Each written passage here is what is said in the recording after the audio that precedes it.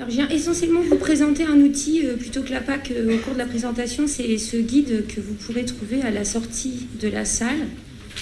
Et c'est un petit peu un manuel de politique agricole commune pour le monde du cheval. Et en fait, il y a quand même un petit peu besoin d'un manuel. Donc d'abord, on va essayer d'appréhender l'animal, donc la PAC, avec ses deux piliers. Ensuite, on apprendra à lui parler en européen.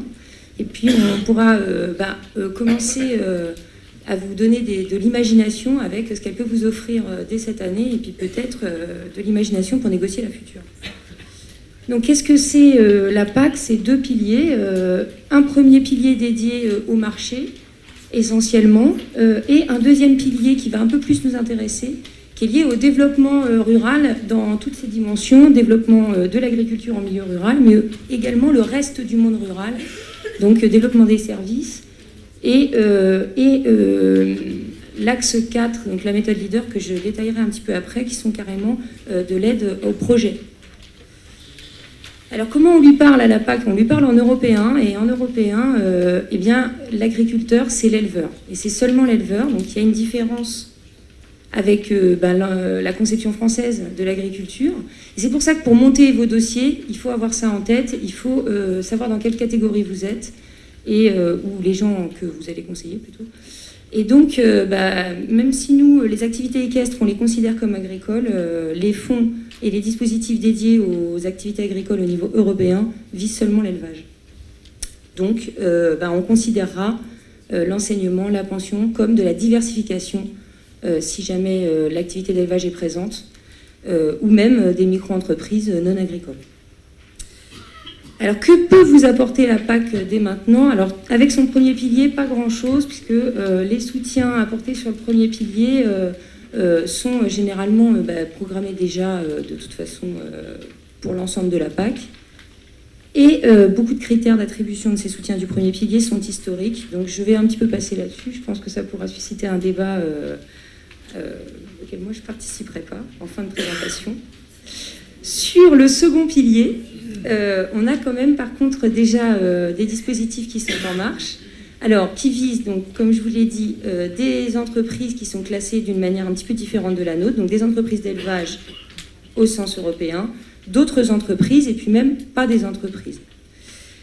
Comment ça fonctionne, l'activation de ce second pilier? Donc, vous avez un catalogue un petit peu national de mesures, le plan de développement rural hexagonal, à l'intérieur duquel les régions piochent un certain nombre de mesures qu'elles décident d'ouvrir, et puis aussi de cofinancer.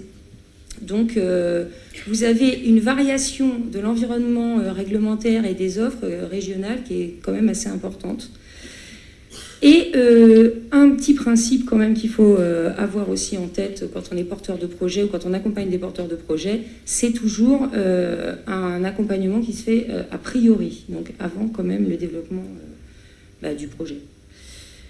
Donc, pour les activités d'élevage, et donc seulement d'élevage au sens production, il y a plusieurs dispositifs. Évidemment, l'aide à l'installation des jeunes agriculteurs, des aides à l'investissement, qui, selon les régions, peuvent être réservées à certains types d'investissements, des aides à la compensation de handicap, donc des aides au maintien de la compétitivité, des aides agri-environnementales, qui, en général, compensent un surcoût qui est lié à un service environnemental, des aides qui sont spécifiques de territoire, comme l'aide au pastoralisme, et une aide qui va nous intéresser particulièrement, c'est l'aide à la diversification vers des activités non agricoles, puisque comme on l'a vu toute cette matinée, les activités des établissements qui détiennent des chevaux et produisent des chevaux sont très diversifiées, et donc souvent, finalement, le développement de l'activité se fait par la diversification à partir d'une base d'élevage. C'est comme ça qu'on l'entend pour monter les projets, mais en réalité, il y a énormément de petits ateliers.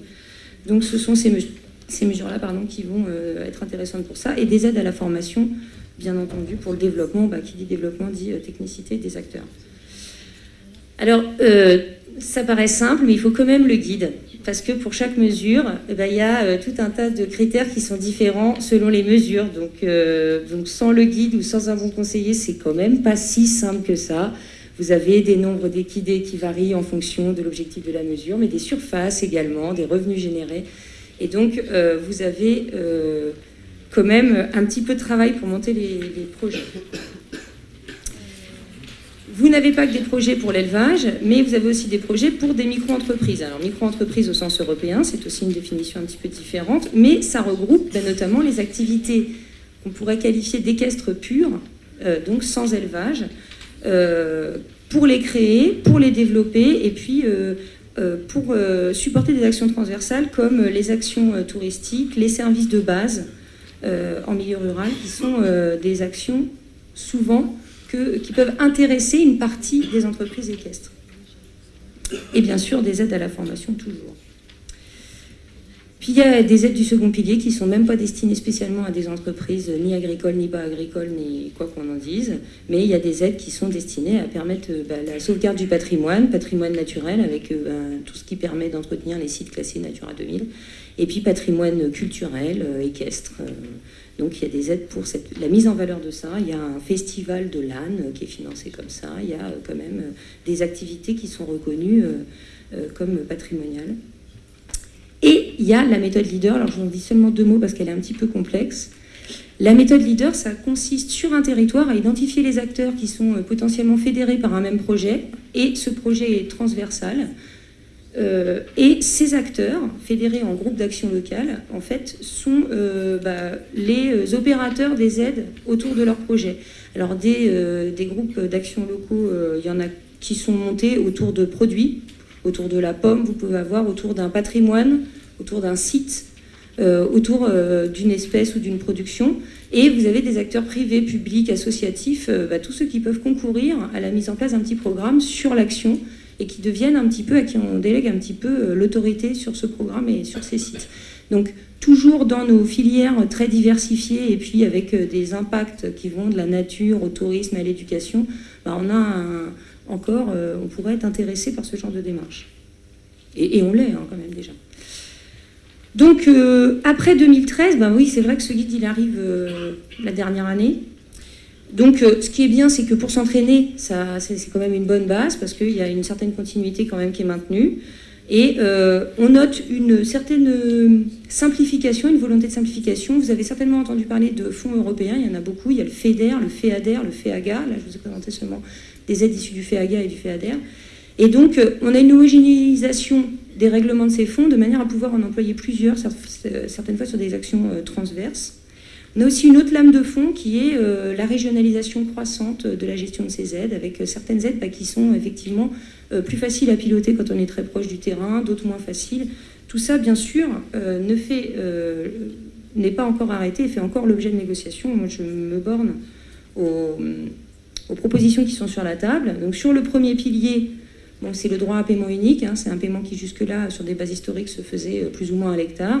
On aurait un verdissement relatif de ce droit à paiement unique et puis une précaution prise pour en offrir aux jeunes en cours d'installation.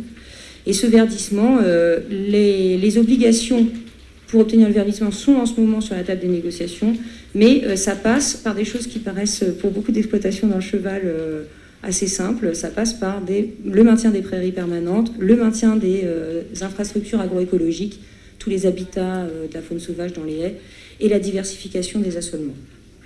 Et ça, c'est encore en pleine négociation, mais enfin, ça vous montre bien que vous pouvez vous entraîner dès maintenant à appréhender l'animal PAC. Vous serez comme ça un petit peu plus critique pour proposer des amendements pour la prochaine PAC. Pour le moment, vos interlocuteurs sont donc vos DDT, et même quand vos projets ou les projets des gens auxquels vous apporterez vos conseils ne fonctionneront pas, vous aurez quand même déjà sensibilisé vos interlocuteurs régionaux aux besoins de la filière dans votre région, et ça compte quand même beaucoup aussi. Et donc, je vous engage à lire ce petit livre qui est extrêmement joli, qui a été illustré grâce au concours de presque toute la filière, qui ont gracieusement cédé des photos. Donc, même si le contenu est un petit peu réglementaire, les illustrations feront passer la pilule. Je vous remercie.